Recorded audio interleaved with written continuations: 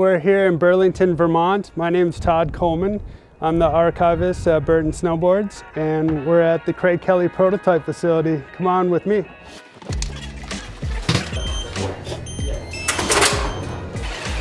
We'll check out the museum here, just some highlights. If you glance down here, we have Jake's jacket, the snurfer bib of Jake's, and the newspaper clipping of Jake back in 1979 at Muskegon, Michigan. And the CB jacket with the Burton patch. One of my favorite jackets of Jake is right here.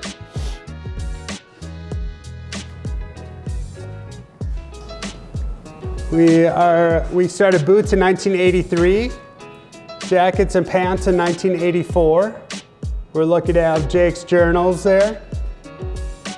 In the bottom right, it says sew and snow cuff tight, not for ski boot, making it snowboard specific. First pair of high backs for us, 1985. These have obviously come a long way. Check out this drawer here with the speed suit, pretty iconic. First beanie of ours. Craig Kelly's trophies up here, 1988. And this back wall is a tribute in memory of Craig Kelly. This board he rode, a prototype. And this one, of course, he came over from Sims, and unfortunately Sims sued us for over his contract, so we couldn't write Craig Kelly on it, so we called it the Mystery Air. And 1990, it was official. Craig was on Burton with the 1990 Craig Kelly Mystery Air, and the rest was history. We re-released this one this year, the 1995. We've got legends like Jeff Brushie here, with arguably our most iconic snowboard graphic of ours. The top sheet's the trout, the fishbone base. Here's an ad of Brushie with his dreadlocks. If you come over here, this is kind of the most unusual thing we have. We have Brushie's dreadlocks. If you come down here, you'll see Brushie's craps table here, 1997. And Jeff Anderson's very first board up there.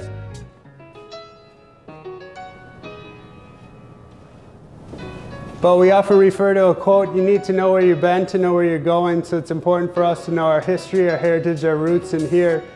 And we can check out some of the future out in Craig's. This is one of my favorite walls here. We have, Jake was a huge fan of Halloween. These are all shots of Jake at Halloween time. See a common theme here.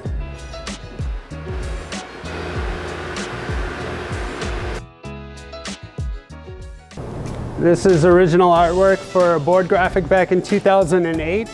Andrei Molodkin from Russia, all done in pens. So classic, that's original art. The parts department here. We have some cores. We have 5 different cores in the line. And this is the Superfly 2 core. You can see we run the grain of the wood in the opposite direction. We call that EGD, engineered grain direction. But that helps transfer energy from your toes to your heel, heel to your toes. Dragonfly core here. So it's a lighter core with multi-zone EGD. This is what it would look like after you cut it out on the CNC machine and then sand it to different thicknesses. The thinner you sand it down, the more flex and feel you'll get.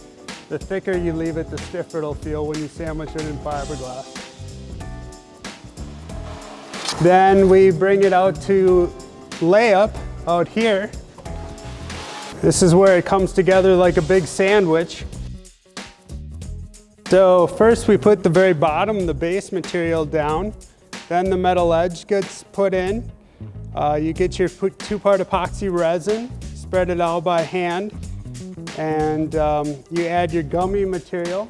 It's a rubber type material that helps the bond between metal and fiberglass, prevents delamination, just keeps it all together. It's also a little dampening material. Then we add fiberglass. We have a lot of different types of fiberglass. You can use the triax here, 3 direction.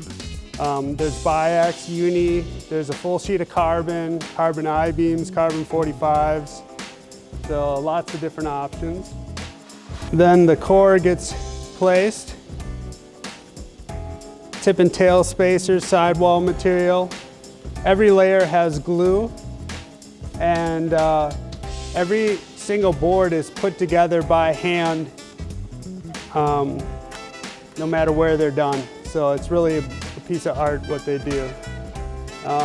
Fiberglass, then the top sheet. This one's Craig Kelly. And then they bring it to the press. And this is where the camber or rocker takes place. You open it up, you put it in, close it up, you hit the button, the hot water circles through, warms up between 80 and 90 degrees Celsius. The airbag inflates with 75 to 80 PSIs. So the pressure and heat cure the board. Excess resin spills out the sides there. Tip and tail heights are determined. The bend of the board, you can adjust the pegs underneath to do like rocker or camber. Just 15 minutes, it's done. Then we break it out over here. It comes out like a big rectangle. Unfortunately, we cut all the boards but the excess material gets trimmed out with the bandsaw here. This part always makes me nervous, but they're super good at it. I'd probably lose a finger, but they're amazing at it. You follow the metal edge as a guide. Then you bring it to the infinite ride machine here.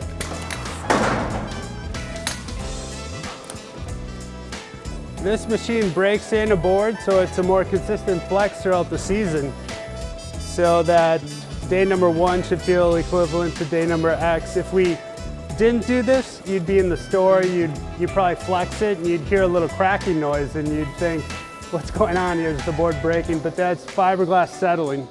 So we overbuild it, break it into that spot, it'll stay that way longer. So every board goes through there. That's a shot of Jake up there by Jeff Curtis. And come on down here. These boards on the wall were all done here at Craig's, starting with the 2013 stone hut on the left there. That was Jake's signature board. And all the way down to the Craig Kelly re-release in 16 Brushie, Terrier Brushie, Philosopher. Jake worked with the artist Jeff Koons.